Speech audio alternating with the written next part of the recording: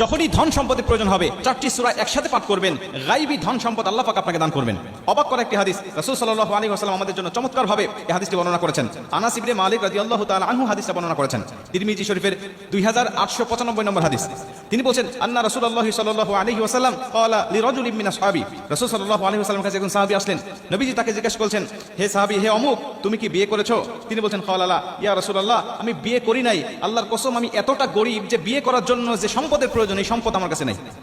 আমি এতটাই গরীব যে বিয়ে করার জন্য যে মালের প্রয়োজন হবে, সম্পদের প্রয়োজন হবে, এইটুকু সম্পদ আমার কাছে নাই। নবীজি, আমি কেমনে বিয়ে করব? নবীজি সাল্লাল্লাহু আলাইহি ওয়াসাল্লাম বলেন, ক্বালা আলাইসা মাআকা কুল হু আল্লাহু আহাদ, তুমি কি সূরা ইখলাস কুল হু আল্লাহু আহাদ আল্লাহুস সামাদ লাম ইয়ালিদ ওয়া লাম ইউলাদ ওয়া লাম ইয়াকুল লাহু কুফুয়ান আহাদ, এই সূরাটি পারো না? তিনি বলেন, ক্বালা বালা ইয়া রাসূলুল্লাহ, আমি পারি তো এই সূরাটা। নবীজি বলেন, ক্বালা আলাইসা মাআকা ইযা জাআ নাসরুল্লাহি ওয়াল ফাত, তুমি কি সূরা নাসর ইযা জাআ নাসরুল্লাহি ওয়াল ফাত ওয়া রাআইতান নাসা ইয়াদখুলুনা ফি দীনিল্লাহি আফওয়াজা ফাসাব্বিহ বিহামদি রাব্বিকা ওয়াস্তাগফির ইন্নাহু কানা তাওয়াবা, এই সূরাটি তুমি পারো না? সাহাবী বলেন, ক্বালা বালা ইয়া রাসূলুল্লাহ, এই সূরাটি তো আমি পারি। নবীজি বলেন, ক্বালা আলাইসা মাআকা, হে সাহাবী, তুমি কি কুল ইয়া আইয়ুহাল কাফিরুন, এই সূরাটি পারো না? কাফিরুন সূরাটা কি তুমি জানো না? তিনি বলেন, ইয়া রাসূলুল্লাহ, এই সূরাটাও তো আমি পারি।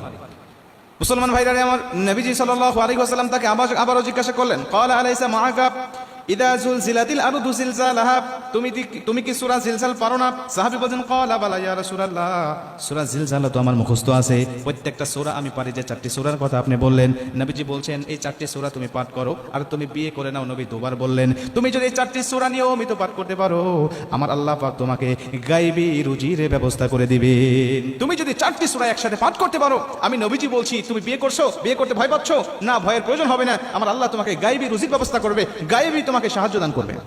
এই হাদিস থেকে প্রমাণ হয়, যদি আমরা এই চারটি সূরা সকাল বিকাল যখনই আমাদের মনে হবে, বা 5 ওয়াক্ত ফরজ নামাজের পরে যখনই আমাদের স্মরণ হবে, মনে হবে, তখন এই চারটি সূরা যদি আমরা পাঠ করতে পারি, এই চারটি সূরাই কিন্তু ছোট্ট ছোট্ট সূরা, আর আমরা নামাজের মধ্যে এই সূরাগুলো তেলাওয়াত করি সবচেয়ে বেশি। এই সূরাগুলো কিন্তু আমাদের অধিকাংশ মানুষের মুখস্থ রয়েছে। এই চারটি সূরা যদি একত্রিত পাঠ করতে পারি, বা যখনই স্মরণ হবে আমরা সিরিয়াল মেনটেন করে সূরা জিলজাল আগে পাঠ করলাম, এরপরে সূরা কাফিরুন পাঠ করলাম, এরপরে সূরা নাসর পাঠ করলাম, এরপরে সূরা ইখলাস পাঠ করলাম। অথবা হাদিসের যে ধারায় বর্ণনা হয়েছে, হাদিসে নবীজি আগে বলছেন সূরা ইখলাসের কথা, আমি আগে সূরা ইখলাস পাঠ করলাম, এরপরে নবী বললেন সূরা নাসর